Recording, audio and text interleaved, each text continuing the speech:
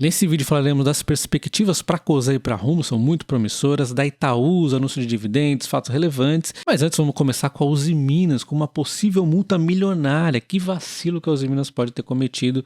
Bem-vindo ao canal Top Ações. Não se esqueça do like no vídeo e também o seu comentário, que ajuda muito aqui no engajamento, tá? Começando aqui com a Usiminas, a ação de danos morais, né? A ação civil pede condenação de Usiminas por danos morais coletivos de mais de 346 milhões. A título de relevância financeira, o valor lucro anualizado aqui dos últimos 12 meses da Usiminas é de 1 bilhão e pouquinho. Então, é bastante relevante, né? 1 bilhão e pouquinho em relação aos 346 milhões. Porém, mais do que isso é a severidade da situação, né?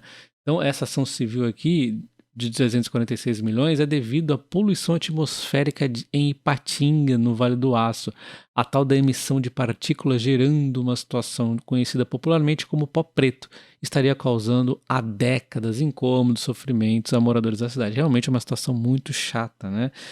E aí, então, o pedido foi feito aqui pelo Ministério Público de Minas Gerais. O órgão anexou documentos que comprovariam os padrões limites fixados pela legislação em vigor não estão sendo respeitados pela empresa. Entre os documentos estão o inquérito civil do relatório da FEAM e também o relatório de automonitoramento elaborados pela própria Usiminas. Então a situação é feia. A Usiminas aqui ela é que está seguindo, né, o acordo que havia firmado lá tá, em 2019, porém, mesmo ela cumprindo esses acordos, o Ministério Público fala que isso não é isenta das besteiras que ela fez no passado, então ela tem que pagar pelos males causados nas últimas décadas. Realmente, talvez dê ruim aqui para a Usiminas. Ela está cumprindo, beleza, né? Está cumprindo os acordos, mas ela ficou muito tempo aí prejudicando a cidade, né? A empresa começou a operar em Ipatinga em 1962, quando ela ainda era estatal, né? Então você imagina aí o quanto tempo tem de poluição aí. Pode realmente ser uma situação que a Usiminas perca. Então a Itaúsa acaba de anunciar dividendos, mas antes vamos ver outros fatos relevantes importantes nesse mês de julho, como por exemplo a S&P Global Ratings, dando um rate aqui excelente para Itaúsa, BRAA e mantendo uma perspectiva estável. E aí a S&P Global destaca alguns pontos positivos, como a robusta posição de caixa, a melhora nas métricas de alavancagem, resultado do reforço da liquidez obtido nas vendas da participação da XP, que não é um ativo estratégico para a Itaúsa, né? Bem como a estratégia da Itaúsa de desalavancagem iniciada em dezembro de 2022. Adicionalmente a esses pontos, a diversificação do portfólio em setores não financeiros associados aos negócios resilientes do Itaú. Itaú é super bancão, né? Itaú é incrível.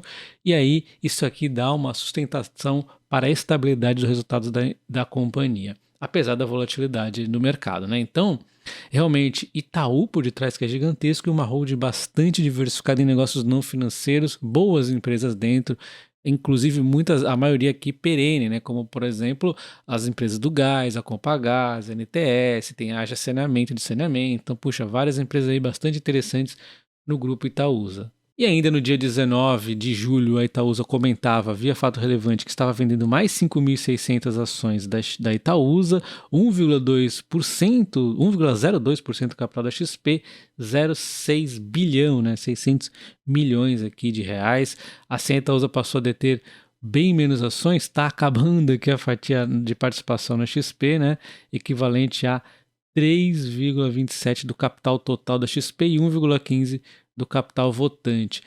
Exatamente como nós já comentamos, não é um ativo estratégico, a empresa está usando exatamente para reforço de caixa e ampliação do nível de liquidez. O próprio S&P Global destacou esses pontos como positivo.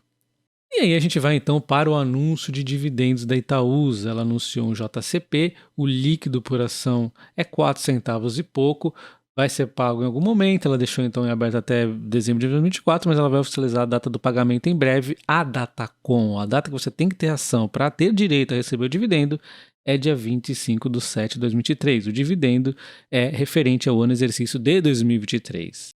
Então está aqui o dividendo da Itaúsa. Quem tiver as ações dia 25/7 vai ter direito a receber o dividendo, que será oficializado em breve a data de pagamento.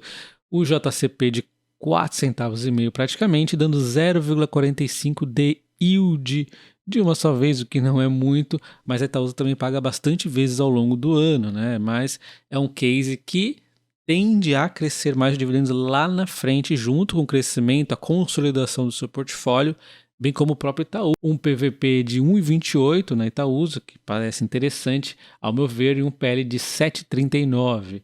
E um dividendo, no momento, sem contar esse dividendo de agora, de 6%. Estaria no preço teto, baseado nesse dividendo. Em termos de preço teto histórico dos últimos 5 anos, nós temos um preço teto de 11,62, que dá uma margem de 19,50.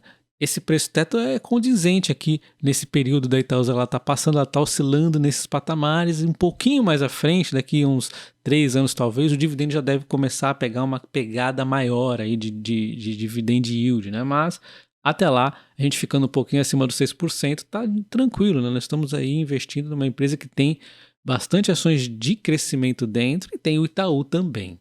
Então a Itaúsa vem de alta de 17,7%. Eu não teria nenhum problema em comprar a Itaúsa nesses preços, mas é que eu estou aí olhando um pouco mais outras ações nesse momento.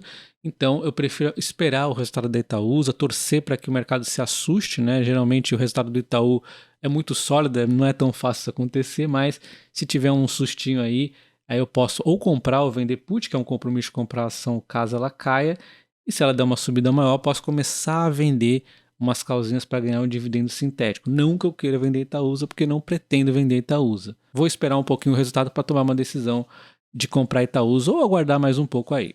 Cosan, vamos falar da Cosan dessa vez um pouquinho olhando a Rumo também, tá? A Cosan está valendo R$19,40, deu uma alta de 10,5% nos últimos 12 meses, um PL que nem é pra gente ficar olhando dessa forma, tá? Porque este PL aqui tem que ser tratado, tem que ver bonitinho, sem marcação ao mercado, sem não correr corrente, então ignora os PLs que a gente pode ver aqui. PVP de 1,85, a alta não é tão grande nos últimos 12 meses, mas o que assusta o pessoal é essa alta aqui do fundo de 45%. Eu não gosto muito de ficar olhando a alta do fundo, esse é o primeiro ponto. O segundo é que eu vejo a coisa ainda com muito crescimento à frente. A única coisa que me faz segurar um pouco a compra dela nesse momento é que, como ela é um pouquinho volátil, eu já comprei bastante nos fundos, eu vou aguardar um pouquinho, mas não descarto comprar ela em algum momento, principalmente utilizando de repente operações protegidas com opções. Vou estar analisando, tá? A gente vê aqui um dos cases aqui que fez a Cosan subir, além da própria Raizen se recuperando, é a Rumo, tá? Rumo aqui a R$23, uma alta de 43,8%. Eu vou falar de uma forma bem simples, sem entrar muito em detalhe, para vocês verem como a Rumo é promissora. Quando ela tiver o resultado trimestral, nós vamos falar um pouco mais dela de perto, tá? Então um PL aqui insano, porque o mercado sabe que ela tem muito a crescer, um PVP de 2,79, uma cotação que não parou de subir. Quando a gente olha no detalhe a Rumo, é uma dívida muito grande, o custo da dívida pesando demais. A primeira pergunta que muitos fazem é por que a Rumo tem uma dívida tão grande? E tem uma explicação lá no passado, que eu posso explicar no resultado trimestral, tem uma lógica por detrás disso que não vai se repetir.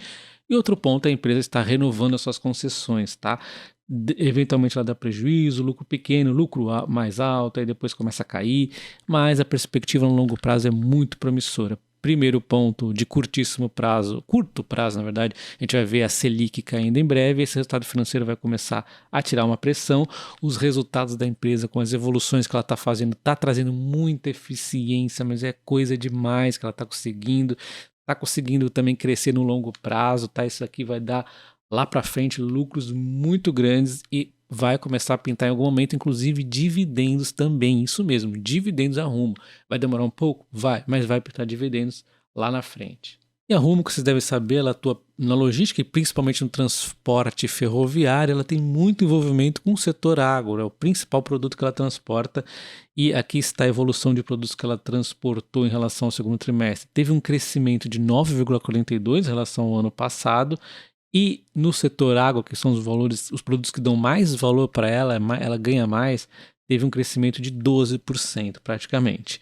Em relação ao primeiro trimestre de 2023, vai ter um crescimento de 26,4% no volume total, e no agro, que dá mais valor, 29,7%. Então, o resultado da empresa no segundo trimestre de 2023, mesmo com Selic nas alturas, uma dívida alta e o cacete A4, ela vai ter um bom resultado e vai dar sequência em vários bons resultados, e quando essa Selic cair, aí ela vai fazer a festa. A Rumo é uma empresa muito promissora dentro do grupo Cosan.